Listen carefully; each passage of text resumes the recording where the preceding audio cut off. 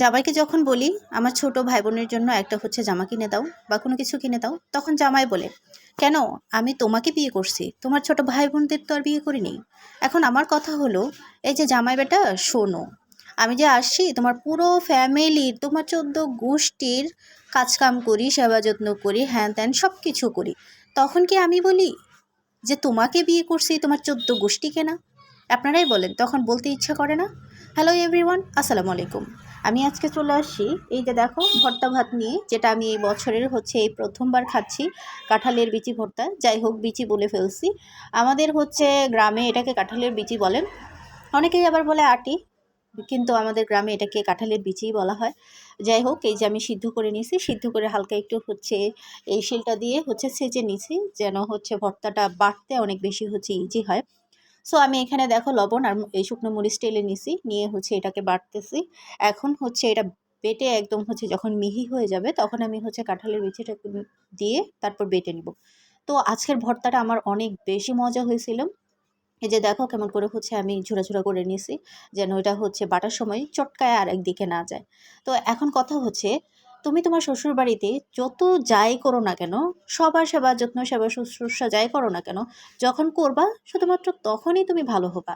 এরপরে যখন হচ্ছে একদিনও তোমার হচ্ছে একটু অসুস্থ লাগবে, তোমার একটু অলসতা লাগবে, একটু না করবা, তখনই দেখবা তুমি সব থেকে খারাপ। তোমার মতো খারাপ এই দুনিয়াতে আর কেউ নাই। সো এই যে দেখো আমার হচ্ছে ভর্তা বাটাও হয়ে গেছে। তো এখন আমি হচ্ছে খেতেও বসে গেছি।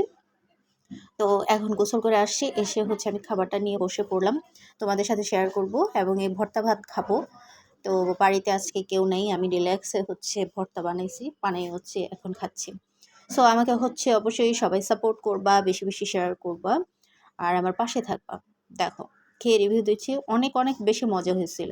আর এই বছরে আমি প্রথমবার খাচ্ছি, দেখো আমার এক্সপ্রেশন দেখে বুঝতেই পারতেছো কতটা মজা হয়েছে। এখন কথা হলো, আমার শাশুড়ি মা অসুস্থ। শাশুড়ি মা হচ্ছে অসুস্থ যখন হয় তখনই শুধু আমার কথা মনে পড়ে তার। এছাড়া যখন সে ভালো থাকে তখন সে আমাকে মানে কোনোভাবে সে সহ্যই করতে পারে না। কিন্তু যখন অসুস্থ হয় তখন আমার কথা তার মনে হয়। ভাই, কেন মনে হয় বলেন তো? কারণ তাকে সেবা যত্ন করতে হবে, সেবা শুশ্রূষা করতে হবে, কারণ মেয়েরা তো সবাই সবার হচ্ছে গ্রামের বাড়িতে থাকে, সবাই সবার হাজব্যান্ড সংসার নিয়ে ব্যস্ত। আর একমাত্র তখন ওয়ে কি, যে আমার হচ্ছে এই যে ছেলের বউটা আছে, এটাই আমার একমাত্র ভরসা, তাই না? সেজন্য হচ্ছে সে আমার সাথে তখন মিলে। কিন্তু এছাড়া যখন সুস্থ থাকে তখন তার মুখের দিকে, চোখের দিকে তাকানো যায় না ভাই। আমার মনে হয় প্রত্যেকটা কদমে কদমে তখন তার ভুল হয়, সে ভুল ধরে। মানে আমি বুঝি না যে শাশুড়িরা এমন কেন হয়। আমাদের কি মানে বউদের কি মেয়ের মতো করে দেখতে পারে না তারা? কিন্তু তারা সেটা কখনোই করে না। নিজের মেয়ে তার নিজের মেয়ে, কিন্তু অন্যের মেয়ে, সে যে মেয়ে করে নিয়ে আসছে, ছেলের বউ করে নিয়ে আসছে, তাকে তার কোনোভাবে সহ্যই হয় না।